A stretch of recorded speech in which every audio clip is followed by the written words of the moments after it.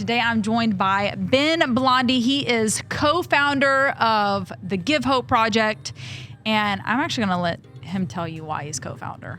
So I am the co-founder. 9 years ago, I woke up one morning having coffee. Oh, wow. I didn't know it was 9 years ago. It was 9 years ago in Yeah, Florida. yeah. 9 years ago. Okay. Yeah, February 2014. Anniversary just came up. So, Yeah. And I had been for a few years helping people kind of in their career path in my corporate setting.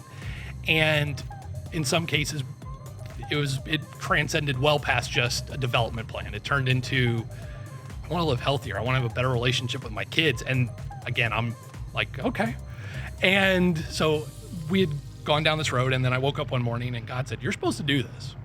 And so I literally woke up about 6:30 in the morning, having coffee, went online, registered the business, Nice. Got my tax ID number. My wife and kids are up and they're like, what are you doing? I was like, oh, I just started a business. And Nice. It's not even 7 o'clock yet. What have you done? I'm over here starting businesses. and they're looking at me going, what? And so that's how Wow. the name of the Give Hope Project came about.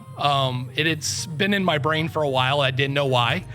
And it had kind of evolved from probably more of a physical, taking care of physical needs of people to nope, you're supposed to tend to the spiritual and emotional needs of people. Right. And helping them see that there's a bigger picture. Yeah.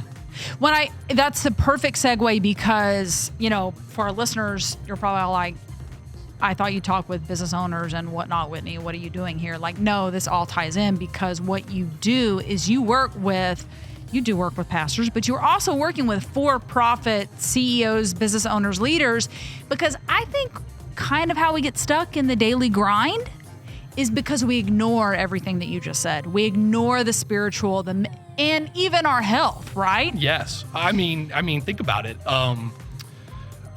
Men, we're the worst at it. What's our common question? What do you do? And it's very easy to get tied into my identity is my job. Right. Or my identity is, being a husband or a dad or a leader or what of a ministry, those are all part of your calling, but they're assignments. And if you lose that root of where your identity sits and who is Whitney, who is Ben, and what do they stand for and where were they, why were they created and their purpose, then you miss out on what the calling is. And then your assignments kind of become this jumbled, you allow your assignments to become your identity, for lack of a better term. Yeah. So why do you think we let that happen? And this can even, this can be a story for someone that you've worked with or maybe your own, but because I love how you said God gave you this business to start and you essentially woke up with excitement around it. And you're like, I'm doing this, I'm online, I'm starting this. You probably had to go get social media handles. And then you're over here with your website and we get all excited about it. And then we're like, oh my gosh. And I have all this other stuff to do, taxes and stuff like that. That's due now.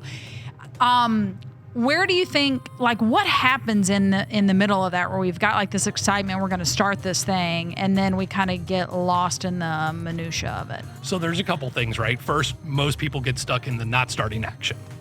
They got this concept in their brain. Okay. I have this vision of something better, but I don't start because I'm either scared of change. I'm scared of what if I fail? I'm scared of what if other people think?